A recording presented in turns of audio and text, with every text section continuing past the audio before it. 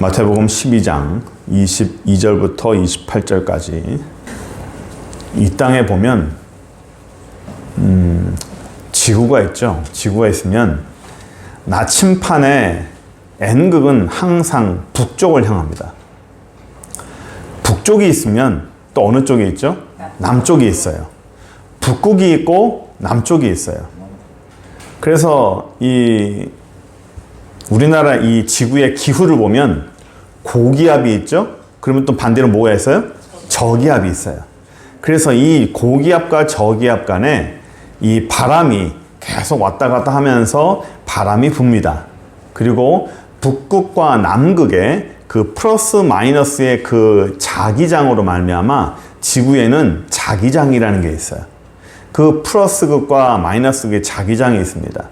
또 사람 몸에도요, 우리가 한의학에도 있지만 양이 있고 또 음이 있어요. 음의 사람이 있고 양의 사람이 있고 양기가 있고 음기가 있고, 빛이 있으면 어둠이 있고요, 추위가 있으면 더위가 있어요. 이 세상의 모든 것들은 항상 이렇게 대척점에 있는 플러스가 있으면 반대에 마이너스가 있는, 북극이 있으면 반대에 남극이 있고, 천사가 있으면 반대쪽에 사단이 있는 거예요. 좋은 사람이 있으면 나쁜 사람이 있는 거고요. 추움이 있으면 더위가 있습니다. 이렇게 모든 것들은요, 항상 이렇게 플러스와 마이너스의 양극단으로 비교가 되면서 서로 이렇게 균형을 이루어가면서 가고 있어요. 이 땅에, 이 지구나 이 땅을 탈 때에 북극의 힘이 더 커지거나 남극의 힘이 더 커지거나, 또는 이 땅의 고기압의 힘이 저기압보다 훨씬 더 크거나 고기압보다 저기압이 훨씬 크거나, 이렇게 되면 이 땅이요, 엉망진창이 됩니다. 기후가 고기압도 많고 저기압도 많지만 요 고기압과 저기압을 둘이 같이 놓으면 비슷비슷합니다. 그 기압차는요, 똑같이 이루어져요. 어느 한쪽이 저기압이 막 발달할수록 다른 쪽에는 또 고기압이 막 발달합니다. 다 균형을 갖게 돼 있어요. 그것과 같이 이 땅에도요, 하나님 나라와 사단의 나라가 있어요. 원래는 이 땅에 하나님이 세상을 만들 때는 하나님의 나라만 만들었어요. 그게 에덴 동산이에요. 하나님의 나라를 만들었는데 그 하나님의 나라에서 하나님께서 온전하게 만들기 원했는데 그 땅 안에 사단이 타락을 해서 들어와서 아담과 하와를 범죄하게 만듭니다. 하나님을 대적하게 만들어요. 그것이 선악과죠. 그것이 범죄함으로 말미암아 그들이 쫓아내지고 이 땅이 타락하게 되고 이 땅이 저주받게 돼요. 그래서 뒤에 예수님께서 사단에게 시험 받을 때 사단에 이런 얘기를 해요. 나한테 절해라. 나한테 절하면 이 땅의 권세, 이 땅의 모든 왕권을 내가 너한테 넘겨주마. 내가 너한테 주마. 이 권세는 내가 넘겨받은 것이라 했어. 내가 넘겨받은 것이라. 이 땅에 있는 권세를, 이 땅의 왕권을 자기가 넘겨받은 것이래요. 언제 넘겨받았을까요? 아담과 하와가 범죄했을 때 넘겨받은 거예요. 사단은 그래서 이 땅을 죽음으로 다스립니다. 이 땅의 모든 권세를 죽음으로 다스리는 것이 사단의 나라예요. 그 범죄하고 망가진 이 사단의 나라를 하나님이 다시 이 땅에 들어오셔서 이 땅의 모든 사람들에게 다시 한번 회복시켜 주시고, 그 옛날 과거의 에덴 동산을 다시 회복하고, 죽음의 아래, 사단의 죽음 아래에 있는 모든 사람들을 하나님이 다시 한번 살리셔서 하나님의 나라를 이 땅에 다시 회복하고 살리려는 것이 하나님의 구원의 계획이에요. 그 구원의 계획에 가장 중요한 분이 누구냐면 바로 예수님인 거예요. 예수님께서 이 땅에 인카네이션, 육신을 입고 들어오셔서 이 땅에서 예수님의 피와 생명을 드리면서 이 땅에 있는 죽음 없는, 생명 없는 사람들에게 예수님의 생명을 주시기 시작한 거예요. 그러면서 하나님의 나라가 이 땅에서 점점 커져가는 거예요. 사단의 힘과 하나님 나라의 힘이 어느 한쪽이 막강하게 세거나 막강하게 작으면 이게 힘들 텐데 둘이 비등비등하게 긴장 관계 속에서 가요. 하나님의 나라가 완벽하게 이기는 거 아니겠습니까? 아니에요. 하나님의 나라가 완벽하게 이기고 힘을 이뤄준다면 하나님께서 사단을 한 번에 박멸하고 이 땅을 하나님의 나라로 만들겠죠? 그런데 하나님은 그렇게 하지 않아요.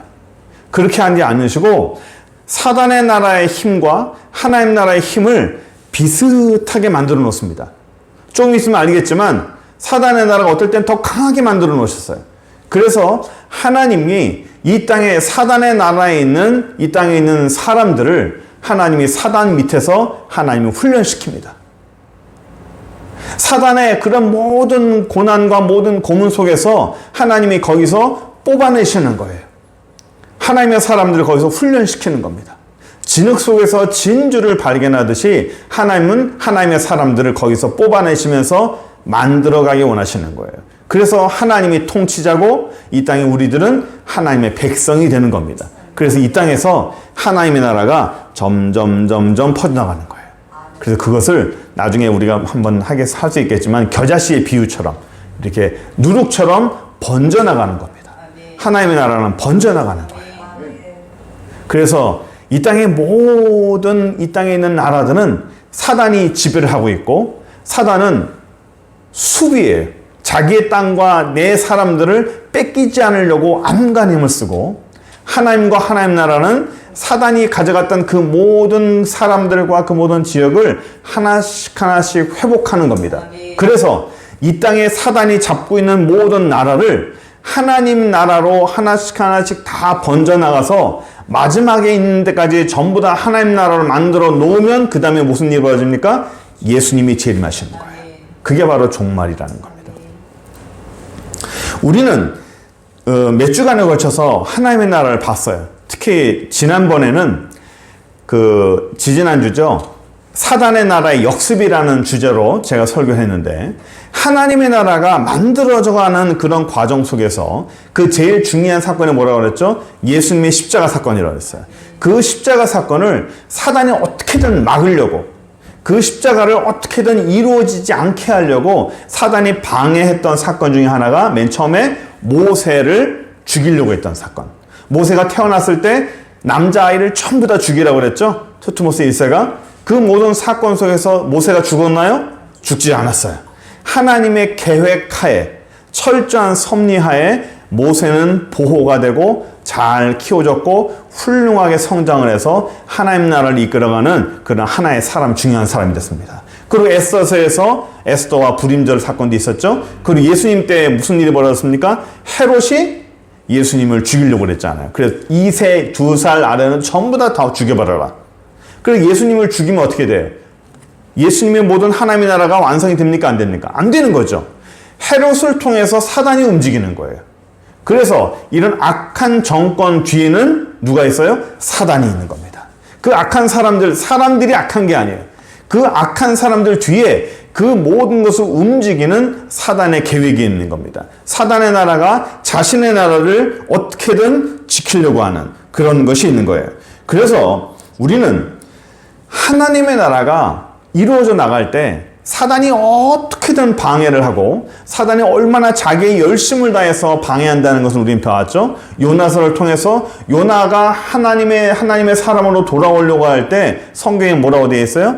땅의 모든 것으로 그를 닫아버렸다고 그랬잖아요. 땅으로 요나가 올라오지 못하도록 닫아버렸어요. 막아버린 거예요. 어떻게든 못 올라오게끔. 그 정도로 사단이 애를 쓰고 노력하는 겁니다. 그래도 하나님의 나라는 결국 이긴다고 그랬어요. 그래서 오늘 본문에서 두 개의 나라가 나옵니다. 하나는 사단의 나라와 하나님의 나라가 나와요. 예수님께서 한 귀머거리 되고 벙어리 된 사람을 고쳐주면서 예수님께서 말씀하시는 사단의 나라와 하나님의 나라를 얘기하는 거예요. 예수님께서 이런 사람을 고쳐줄 때 이 사람 고쳤더니 사람들이 뭐라고 말하냐면 24절 한번 보세요. 22절부터 볼까요? 22절부터. 그때 귀신 들려 눈 멀고 말 못하는 사람을 데리고 왔거늘 예수께서 고쳐주시면 그 말 못하는 사람이 말하며 보게 된지라. 예수님께서 병든 자를 고쳐줬어요? 그랬더니 다른 사람들, 일반 사람들이 뭐라 말하냐면 다 놀라 이르되 23절에 다윗의 자손이다 라고 그랬더니 그 말을 듣고 고깝게 생각했던 24절 바리새인들, 이 사람들이 뭐라 말하냐면 이가 귀신의 왕 바알세불을 힘입지 않고는 귀신을 쫓아내지 못하느니라. 바리새인들은 예수님께서 하나님의 아들이다, 하나님의 힘을 입었다, 다윗의 자손이다 라를 인정하고 싶지 않은 거예요. 사람들은 전부 다 다윗의 자손이라 그랬어요. 왜냐하면 다윗의 자손이 메시아인 거예요. 이 예언이 되어 있었어요. 다윗의 자손이 메시아라 하면 예수님을 바리새인들은 인정을 하고 받아들여야 됩니다. 그런데 바리새인들은 싫은 거예요. 예수님이 하나님의 아들이라는 게 싫은 겁니다. 하나님으로서 다윗의 자손이라는 게 싫은 거예요. 부정하고 싶은 겁니다. 그래서 어떻게든 이 사람이 하나님의 사람이 아니고 하나님의 힘을 입은 사람이 아니라 바알세불이라고 하는 당시의 귀신이죠. 바알이라는 그 왕인데 그 힘을 얻어서 귀신을 쫓아낸 거다 라고 그랬더니 예수님께서 뭐라 말하십니까? 25절에 스스로 분쟁하는 나라마다 황폐해질 것이고 스스로 분쟁하는 동마다 서지 못할 것이다. 26절 만일 사단을 쫓아내면 스스로 분쟁하는 것이니 그리고서야 어떻게 그의 나라가 서겠느냐. 그의 나라가 무슨 나라죠? 사단의 나라예요. 사단의 나라. 사단이 자기들끼리 귀신을 쫓아내고 나면 자기들의 그 사단의 나라, 자기들의 나라를 어떻게 세우겠느냐. 그러면서 28절 보세요. 그러나 내가 하나님의 성령을 힘입어 귀신을 쫓아내는 것이면 하나님의 나라가 이미 너희에게 임했다. 아멘.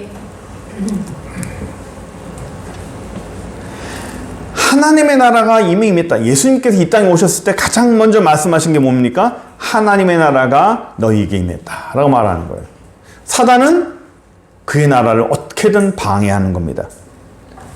예수님께서 하나님의 나라를 만들기 위해서 보내신 예수님은 하나님의 아들이에요. 하나님의 나라가 세워지고 하나님의 나라가 하나하나 만들어져 가는 것을 싫어하고 방해하는 게 누구예요?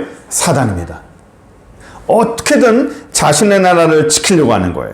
오늘 우리가 하나님의 나라와 대척점에 서 있는 사단의 나라, 하나님을 만들려고 하는 하나님의 나라와 그 반대편에 있는 사단의 나라, 이 두 개를 잠깐 비교하면서 우리가 북극과 남극이 있고 플러스와 마이너스가 있고 고기압이 저기압이 있듯이 이 하나님의 나라와 그 반대 대척점에 있는 사단의 나라를 잠깐 비교하면서 우리가 오늘 말씀을 좀 보려고 합니다. 우리가 이 말씀을 통해 첫 번째 우리가 봐야 될 게 뭐냐면 하나님의 나라 사람들, 하나님의 나라 사람들에게는 그 반대에 하나님의 나라 사람이 있다면 반대에 어떤 사람이 있을까요? 사단의 나라 사람이 반드시 있는 거예요. 하나님의 나라가 있다면 사단의 나라가 있고 하나님 나라의 사람이 있다면 사단의 나라의 사람이 반드시 있어요. 그 반대 대척점에. 그러니까 하나님의 나라를 반대하고 방해하는 게 누구죠? 사단의 나라죠. 그러면 하나님 나라의 사람을 반대하고 대처하는 저항하는 사람은 누굴까요? 사단의 나라의 사람인 거예요. 우리가 저와 여러분들이 하나님의 사람이라면 나의 대척점 안에 나를 대적하고 나를 방해하고 나에게 어떻게든 공격하는 사단의 나라의 사람이 있을까요? 없을까요? 반드시 있습니다. 반드시 있는 거예요. 예를 잠깐 볼까요? 사라와 하갈입니다. 사라는 아브라함의 첫 부인입니다. 하갈은 아브라함의 첩이죠. 여종임이 첩입니다. 누가 먼저 아들을 낳습니까? 첩인 하갈이 먼저 아들을 낳습니다. 하갈이 아들을 낳자 아브라함의 정실 부인인 사라를 어떻게 합니까? 핍박합니다. 핍박하고 못 살게 굽니다. 부산말로 공구입니다. 그 사라가 너무 스트레스 받습니다. 내가 먼저 아들을 낳고 내가 아들을 낳지 않으니까 하갈이라는 첩이 안방을 차지하려고 그래요. 안방 주인이 되려고 합니다. 그 사라를 아기도 못 낳은 사람이라고 막 빈정대면서 놀립니다. 누가 이겨요? 하갈이 이기고 있어요. 하갈이 사라를 핍박합니다. 하나님의 사람은 누구예요? 사라입니다. 사단의 사람은 누구예요? 하갈입니다. 이렇게 하나님의 사람과 사단의 나라의 사람이 대척점에 있는데 처음엔 누가 이겨요? 하갈이 이겨요. 사단의 나라의 사람이 처음엔 이겨요.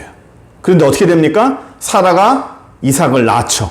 이삭을 낳으면서 하갈과 이스마엘은 어떻게 돼요? 한 방에 보내버리는 거죠. 그 다음 볼까요? 이삭과 이스마엘. 이 두 아들들입니다. 맨 처음에 태어난 사람은 누굽니까? 이스마엘입니다. 그 다음에 태어난 사람 누구죠? 이삭이에요. 이스마엘이 처음에 태어나서 이스마엘이 형입니다. 이삭은 동생이에요. 성경에 뭐라고 되어 있냐면 이스마엘이 이삭을 희롱함으로 라고 되어 있어요. 이삭이 이스마엘에게 희롱 나오고 맨날 두들겨 맞는 겁니다. 누가 이겨요? 이스마엘이 이겨요. 이삭은 어립니다. 이스마엘이 형이에요. 동생은 항상 형을 섬기고 남자들은 맨날 두들겨 맞아요. 어릴 때. 그렇게 큽니다. 싸우면서. 누가 이겨요? 이스마엘이 이겨요. 하지만 나중에 누가 이깁니까? 이삭이 이겨요. 이스마엘은 쫓겨납니다. 하나님의 나라의 사람은 이삭이요, 사단의 나라의 사람은 이스마엘입니다. 둘이 대척점에 있지만 하나님의 사람이 처음에는 지는 것 같아도 나중에는 완벽하게 이기는 거예요. 다음, 다윗과 사울. 하나님 나라의 사람은 다윗입니다. 사단의 나라의 사람은 사울이에요.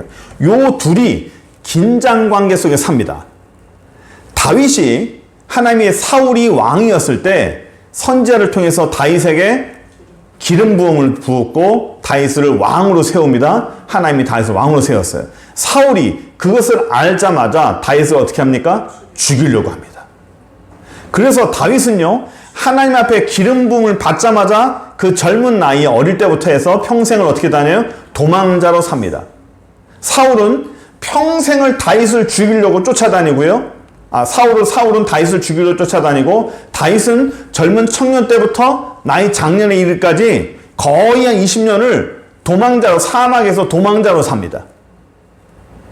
나중에는 어떻게까지 사냐면 이제는 궁지에 몰려가지고 이젠 더 이상 살 수 있는 방법이 없을다 할 때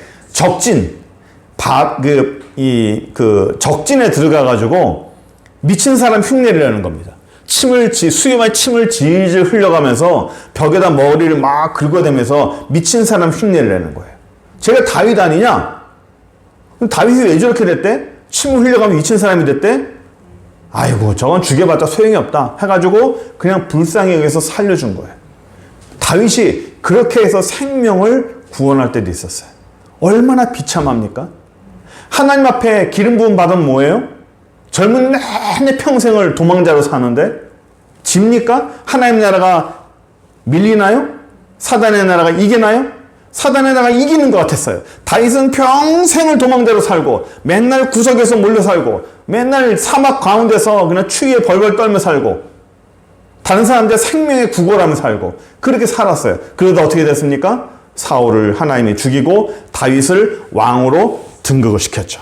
그러면서 어떻게 됐어요? 하나님의 나라가 완벽하게 승리를 거두게 되는 거예요. 에스더와 하만. 에스더에 보면 하나님의 나라 사람인 에스더의 대척점에 있는 사람이 바로 하만이라는 사람입니다. 페르시아의 한 중요한 신하죠. 하나님의 사람 에스더는 왕비로 등극을 했지만 하만이라는 사람이 어느 그 계절에, 그 절기에 유대인들을 너무나 나빠서 그들을 이 질투해서 유대인들을 전부 죽이려고 했어요. 한순간에 전부 다 죽이려고 하는 그런 생각을 가졌습니다. 하만이. 이게 하만이 왜 이런 생각을 가졌냐면 역사적으로 보면 좀 올라가야 되는데 그 앞에의 그 페르시아의 두 개, 메대와 바사라고 하는 두 민족이 하나의 페르시아 왕국을 만들었거든요. 메대라는 게 페르시아고 바사라는 왕국이 있는데 이 페르시아 사람들은 정치를 하고 이 메대라는 사람들은 그 종교를 담당했어요. 이 선지자, 이런 어떤 예언자, 이런 종교를 담당했습니다. 그러면 우리는 볼 때는 종교를 하는, 정치를 하는 게 낫지 뭐하러 종교를 담당하느냐 하겠지만 당시에는 정치보다 종교를 맡은 사람들의 힘이 더 컸었습니다. 그래서 메대와 바사라는 두 민족이 페르시아를 이렇게 만들었었는데 정치를 담당했던 이 메데 페르시아 사람들에 있을 때 바사라고 하는 종교를 맡은 사람이 스트라이커, 구테타를 일으켰어요. 왕을 폐위하고 자기들이 왕권을 잡는 그런 일이 있었어요. 왕이 저쪽 이집트에 군사를 데리고 이집트를 치러 갔을 때 그 왕을 대신해서 가짜로 왕을 세워서 자기들이 정권을 잡았어요.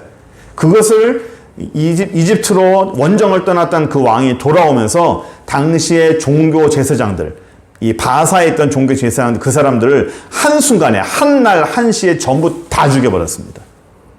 그게 어떤 한 종교에 흐르는 그런 정통이 있었어요. 그래서 하만이라는 사람이 유대인들이 그럴 만한 가능성이 많은 사람들이다. 그래서 날짜를 정해가지고 그 날짜에 유대인들을 한날 한순간에 전부 다 죽여버리자 결정을 내린 겁니다. 그래서 그것을 왕의 허락을 받아가지고 페르시아 안에 있는 모든 유대인들을 한날 한시에 전부 다 죽이기로 작정을 하고 서류까지 다 만들어 놨을 때 에스더가 왕에게 가서 그것을 폐위하고 하만을 죽이는 그러니까 한순간에 완전히 역전된 거죠. 이스라엘을 죽일 뻔한 상황에서 다시 살아난 사건. 그것이 불임절입니다. 그것도 역시 누가 맨 처음에 이겼어요? 맨 처음에 사단의 나라가 이기는 것 같았어요. 그러나 어느 한순간에 갑자기 하나님의 나라가 완벽하게 뒤집어서 이기게 되는 거죠. 엘리야와 아합 하나만 더 볼게요. 엘리야와 아합도 똑같습니다. 엘리야는 하나님의 선지자고 아합은 이스라엘의 왕이었어요. 엘리야가 아무리 맺혀도 아합이 모든 정권을 잡고 있기 때문에요. 아합이 어떻게 됐습니까? 도망 다녔어요. 아합과 그의 그 왕비 이세벨이 엘리야를 죽여버리려고 그랬어요. 내가 살아있는 동안에 네가 숨쉬는 꼴을 내가 볼 수 없다. 내가 맹세코 엘리야 너를 반드시 죽일 거야 라고 하니까 엘리야가 도망 다녔어요. 광야로 도망 다니고요. 얻어먹을 것도 없고 하나님이 그 사람한테 까마귀를 통해서 먹을 거 주고요. 물 먹고 거지한테 가고 과부한테 가서 맨날 빌어먹고 살았어요. 성경에 보면 그렇게 동정하고 빌어먹고 사는 내용들이 많이 나와요. 하나님의 선지자가 그렇게 살았습니다. 하나님의 사람인데 나중에 어떻게 됐어요? 하나님께서 아합을 죽여버리고 엘리야의 모든 것들을 다 등극을 시켰어요. 구약은 다 그래요. 신약도 똑같아요. 하나만 이게 맨 마지막에는 예수님이죠. 예수님이 재림하시기 전까지 뭐가 나타납니까? 적그리스도가 나타나는 거예요. 마지막 종말 때는 적그리스도가 나타나서 세상을 전부 다 다스리고 세상의 모든 정권을 적그리스도가 다 가져가는 겁니다. 적그리스도가 자기의 정권을 가져가고 모든 것을 다 끌어안습니다. 그래서 이 적그리스도, 그러니까 예수님을 대적한다는 거예요. 그 사람이 메시아처럼 모든 정권을 가져가지만 예수님이 재림함과 동시에 모든 적그리스도는 끝장나버리는 거예요. 하나님의 나라와 사단의 나라의 구조는 항상 이렇게 되어 있어요. 창세기부터 요한계시록까지 하나님의 나라와 사단의 나라는 항상 대척점에 서 있으면서 맨 처음에 누가 이기는 것 같아요? 사단의 나라가 항상 선수를 치고 사단의 나라가 항상 모든 것을 이깁니다. 그러나 나중에는 누가 이겨요? 항상 하나님의 나라가 모든 걸 다 엎어버리는 겁니다. 사람만 그러는 게 아니에요. 단어도 똑같아요. 제가 한번 그런 설명 한번 한 적이 있었는데 단어도 똑같습니다. 빛과 이게 좀 너무 작은데 보세요. 하나님의 나라의 단어가 빛이 있어요. 그 반대의 사단의 나라는 어둠입니다. 하나님의 나라의 단어가 천사면 그 반대는 사단. 동쪽에 있으면 서쪽. 하나님의 나라의 단어는 동쪽이라는 단어를 써요. 하나님의 사람과 하나님의 나라에는 서쪽이라는 단어를 쓰지 않습니다. 양은 하나님의 나라의 단어고 염소는 사단의 나라의 단어예요. 곡식은 하나님의 나라, 가라지는 사단의 나라, 오른쪽은 하나님의 나라, 왼쪽은 사단의 나라, 남자 하나님의 나라, 여자 사단의 나라. 목사님, 여성 차별합니까? 그게 아니고 하나님의 나라에서 쓰는 단어는 항상 하나님과 관계된 거는 남자만 써요. 여자는 사단에 관계된 것만 씁니다. 그리고 밑에 나오겠지만 그 어머니와 아버지도 똑같아요. 하나님과 관계된 건 항상 아버지를 씁니다. 사단과 관계를 항상 어머니를 써요. 그래서 오늘날 이단 가운데서, 사이비 가운데서 하나님 어머니라고 하는 분들이 있어요. 그런 사람들이 있거든요.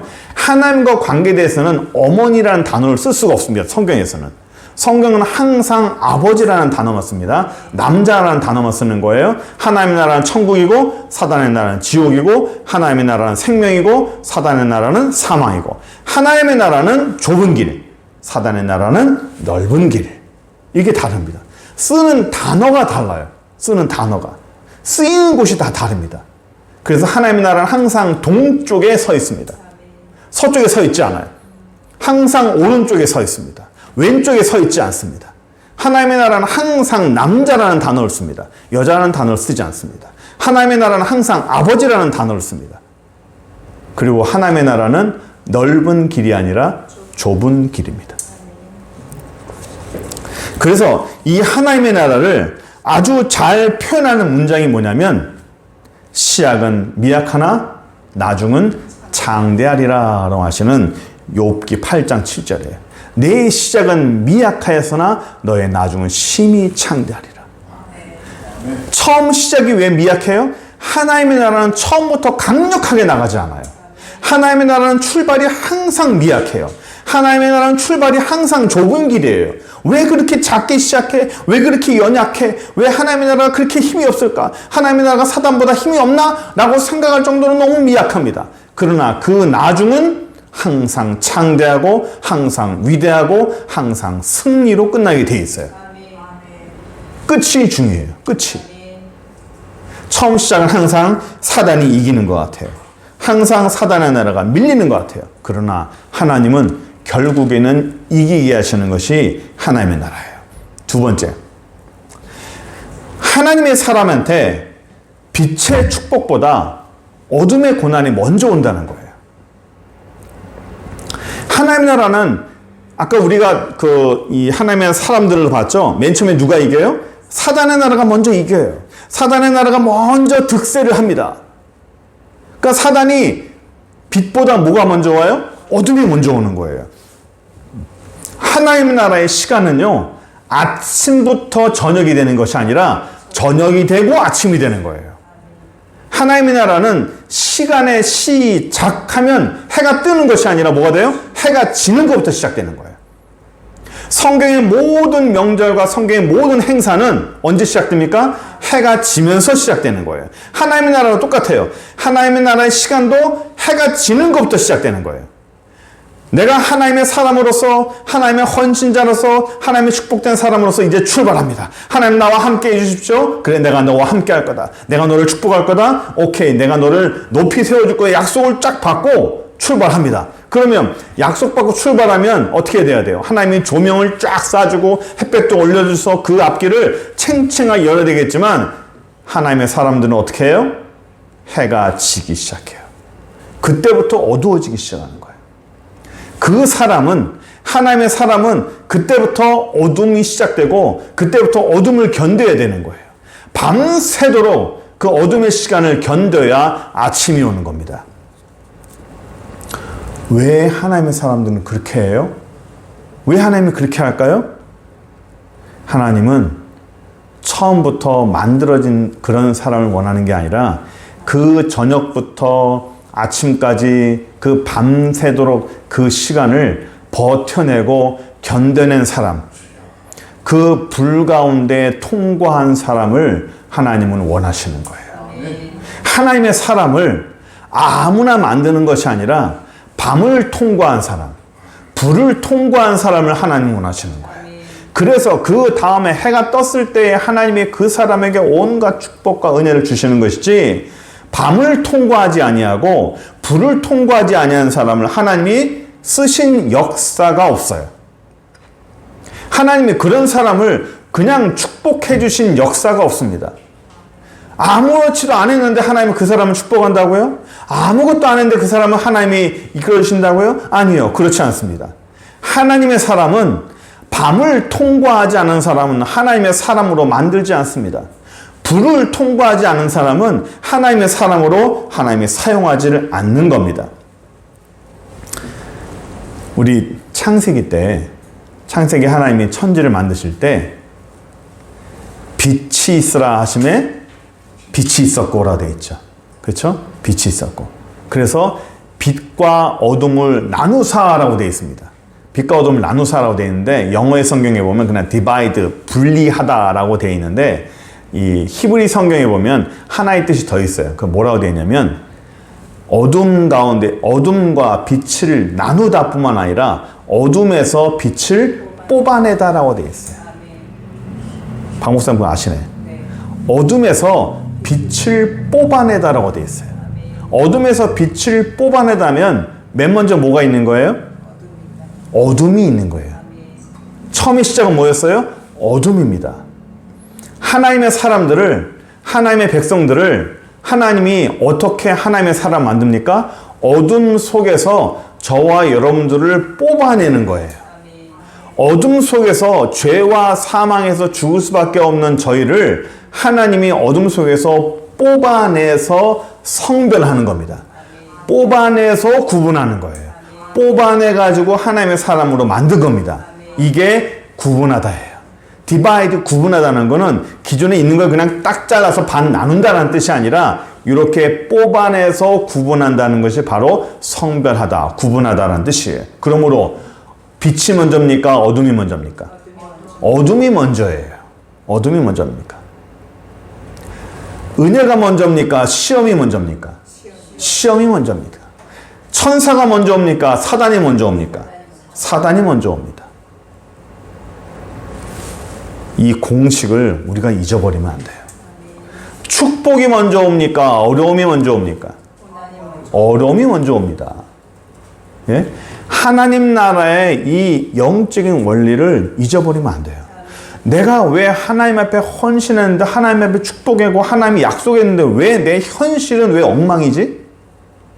정말 많은 분들이 저한테 질문하는 경우가 있어요. 제가요, 목사님, 하나님 앞에 제가 약속을 받았거든요. 하나님이 축복이 준다고 약속을 했어요. 내가 너와 함께 할 거고, 내가 너를 높여줄 거고, 내가 너를 이렇게 해줄 거야. 네가 나와 함께 한다면 내가 너를 이렇게 해줄 거야 라고 약속을 말씀으로도 받고, 음성으로도 받고, 제가 약속을 받았대요. 받았는데, 그 약속을 받았으면 그 일이, 하나님의 말씀이 이루어져야 되는데, 요만큼도 안 이루어지고 더 어려워졌다는 거예요. 더 힘들어졌대요. 현실적으로 너무 어려워져서 하나님의 말씀이 나한테 거짓말하나? 라고 하는 그런 생각까지 들 정도라는 거예요. 왜 그럴까요? 왜 그런 일이 벌어질까요? 하나님이 그 사람에게 약속을 했는데 왜 현실은 안 이루어질까요? 뭐가 먼저 온다고요? 예? 그렇죠. 하나님의 축복보다는 먼저 뭐가 온다고요? 어둠이 먼저 오는 거예요. 하나님의 시간은 아침이 먼저 오지 않고 뭐가 먼저 와요? 어둠이 먼저 오는 거예요. 아침은 나중에 와요. 어둠을 견뎌내고 그 어둠의 시간이 지나가고 나야 아침이 오는 겁니다.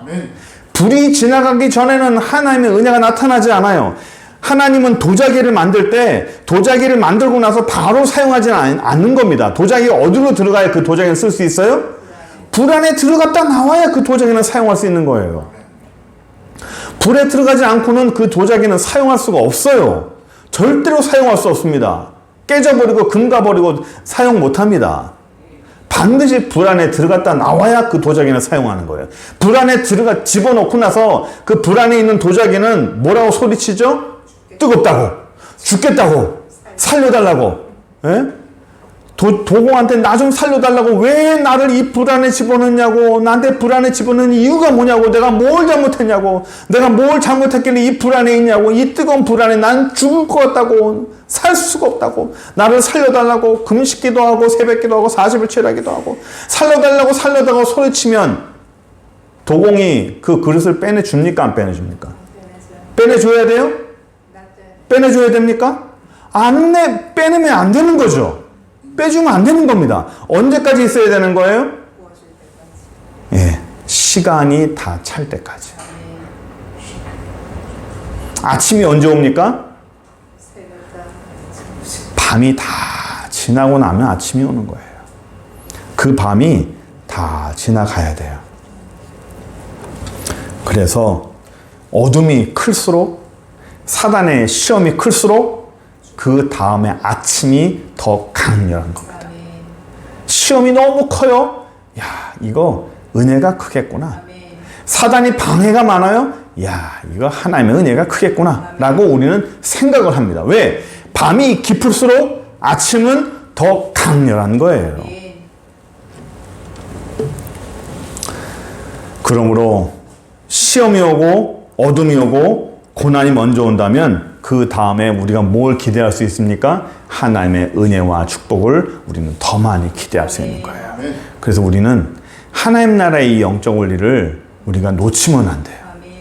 빛이 오기 전에 먼저 뭐가 와요? 어둠이 먼저 오고. 하나님의 시간은 아침부터 시작합니까? 저녁부터 시작합니까? 저녁부터 시작하는 거예요. 사단이 먼저 옵니까? 천사가 먼저 옵니까? 사단이 먼저 옵니다. 이것을 우리가 잊지 말아야 돼요. 은혜와 축복 전에 뭐가 먼저 와요? 시험이 먼저 오는 거예요. 그래서 제가 하나님의 나라라는 주제로 제가 한 달 정도 했어요. 근데 이걸 준비하면서 하고 싶은 게 너무 많은 거예요. 이 주제와 양을 보니까 1년 내내 해도 모자라겠어요. 하나님의 나라는 주제로 하다 보니까 이게 1년 내내 해도 끝이 없겠어요. 그래, 안 되겠다. 물론 좋은 주제지만 성도들이 지겨워하겠다. 말씀 속에서 나눠서 해야겠다 싶어서 오늘 제가 이 하나님 나라라는 주제는 오늘로 하지만 몇 가지 추려서 몇 주 설교를 했어요. 하지만 이 주제는 이것만이라도 잊어버리지 말자. 이것만이라도 잊어버리지 말고 하나님의 나라의 통치자, 하나님의 나라 사람은 하나님 나라가 있다면 그 하나님 나라의 백성은 하나님 나라의 법을 따라야 되고 하나님의 통치를 따라야 됩니다. 사단의 나라는 사단의 통치를 따라야 되지만 우리는 누구의 사람이에요? 하나님의 사람이에요. 그래서 하나님의 통치를 받고 하나님의 법을 따르고 이 땅을 살지만 우리는 하나님의 손길 아래 삽니다. 그래서 오늘도 내일도 우리가 조금 어려움이 있겠지만 어떤 사람이 그래요. 하나님의 힘이 큰가요? 사단보다 힘이 큰가요? 처음에 하나님의 나라와 사단의 나라가 처음에 싸우면 누가 이겨요? 예? 하나님의 나라와 사단의 나라가 처음 싸우면 누가 이겨요? 사단의 나라가 이겨요. 사단의 나라가 이기는 것 같아요. 항상 처음에는 밀려요. 처음에는 우리가 밀립니다. 하나님의 힘이 없어서 우리가 밀리게 합니까? 아니에요.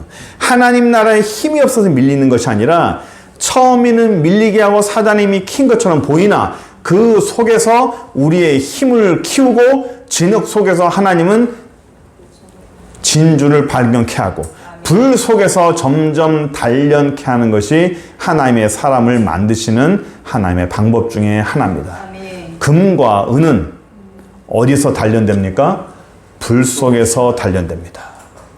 하나님 나라의 사람은 그냥 만들어지지 않고 항상 하나님은 불 속에서 만든다는 사실을 기억하고 우리가 이 땅을 살면서 잘 통과하고 밤을 잘 지내서 영광스러운 아침을 만나는 저로 되길 바랍니다. 기도하겠습니다.